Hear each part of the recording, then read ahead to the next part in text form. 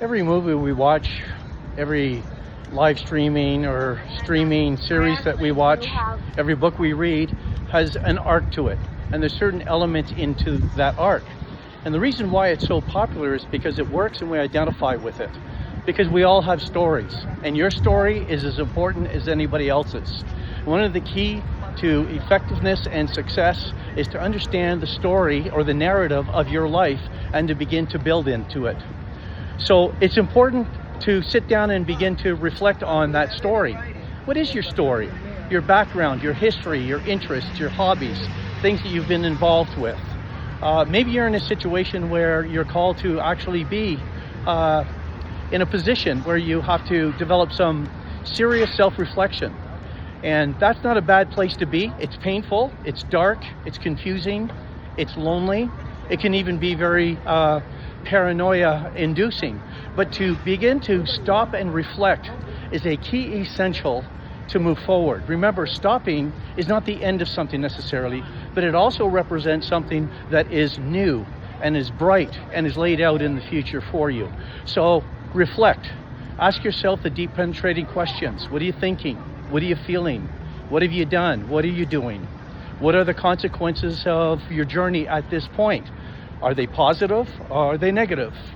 And then once you do that, it's important to write, to journal, maybe even to seek professional help, whether it's performance coaching, counseling, or even going to see trusted individuals that you can share your story with. But not to move forward is a big mistake. And so upon reflecting, psychology shows that there's always a sweet spot. And sometimes we lurch forward in panic or with a adverse desire to really want to reflect and do the hard, deep, and often very difficult work in our lives in order to personally grow and to succeed.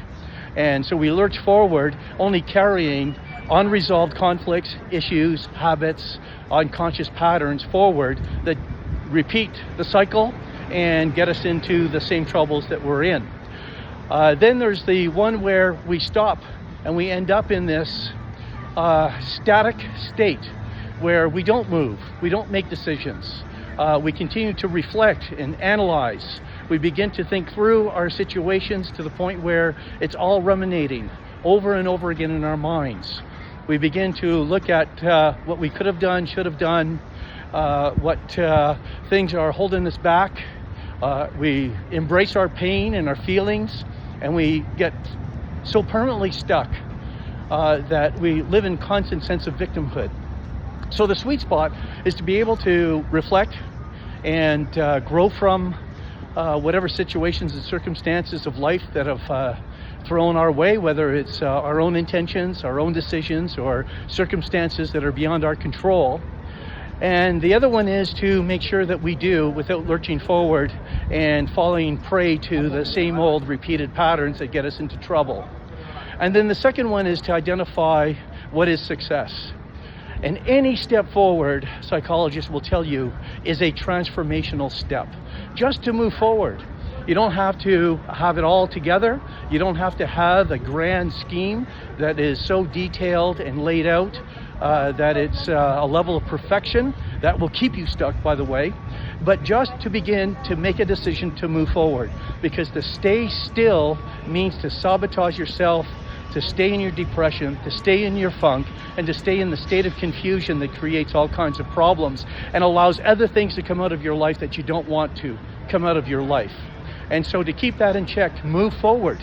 That instantly creates a process that induces mental well-being, mental health, a sense of confidence, and also to develop an identity that is positive. You begin to see the gifts and the abilities perhaps that you had in the past that you long ignored, or you thought you were lost, or maybe were not appreciated. And you begin to validate and affirm them in your own life. And you build off those things, and the path as you move forward begins to become apparent. Individuals, circumstances, opportunities begin to flood your way. So it is essential in these days and this situation to make self a priority. And I don't mean self-care, I mean self-compassion.